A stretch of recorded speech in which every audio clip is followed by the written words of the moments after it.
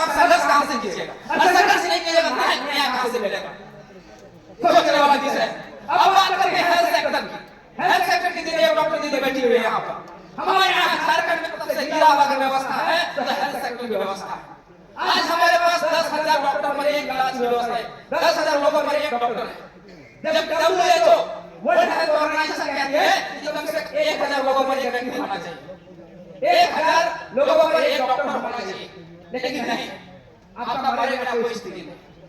तीसरा मुद्दा है कि ये युवाओं का है, तो युवा लोगों के लिए बात करना जरूरी है। सबसे ज्यादा बेरोजगारी का मुद्दा, अनएम्प्लॉयमेंट। झारखंड में अनएम्प्लॉयमेंट रेट जो है 12% से बढ़कर 18% हो गया। ये कब हुआ है? 2019 में जब झारखंड मुक्ति मोर्चा की सरकार नहीं बनी थी, जब बीजेपी की सरकार नहीं थी, उस समय यहाँ 12% बेरोजगारी दर था, आज बढ़कर 18% हो गया। अंतर्राष्ट्रीय प्रवासी 18% निकाले 60 लाख लोग बेरोजगार। हम उनको कहाँ देंगे नौकरियां? ये सरकार को कहेंगे कि हम आएंगे, स्थानीय नीति बनाएंगे, नियोजन नीति बनाएंगे, विस्थापन नीति बनाएंगे, खाना नीति बनाएंगे। अरे वे तो अपना मैनिफेस्टो ही तो बदलो, लेकिन नहीं किया सरकार। तो हमें सबसे पहले लोगों को रोजगार कहाँ देंगे? हमारे पास देखिए, हमने कारण करिए बेटा की नियुक्ति हुई 617 पोस्ट में 400 लोग बाहर में घुस गए, तो हम ये क्या कमरा बनाने के लिए झारखंड को ले गए? झारखंड में इसलिए बनाए गए थे जब भी चुनाव आता है दोस्त अपने मेरे दोस्त, इसलिए जब भी चुनाव का टाइम आएगा हरा झंडा लाल झंडा छोड़िए।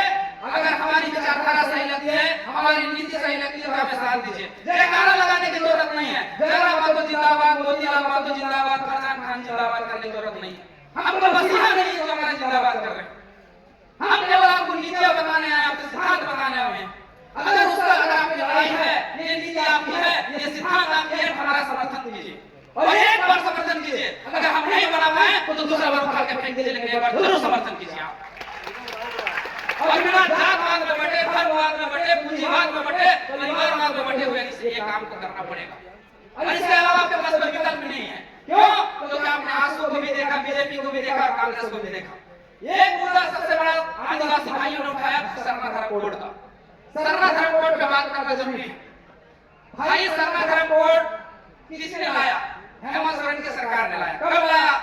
जब उसको बेरों का चुनाव जीतना था, दुमका का चुनाव जीतना था, जहां से उसने सीटें छोड़ी थी। उन्होंने क्या किया, आपके साथ कैसा गेम किया है, आप लोग उससे सवाल पूछिए। एक मिनट दादा, बहुत जरूरी बात है इसलिए बात कर देते हैं। मैं समझ रहा हूँ कि समय कम है, लेकिन जानना जरूरी है कि महासम्मेलन हमारा इसीलिए बना हुआ है। दादा क्षमा चाहें, क्षमा चाहें। तो अब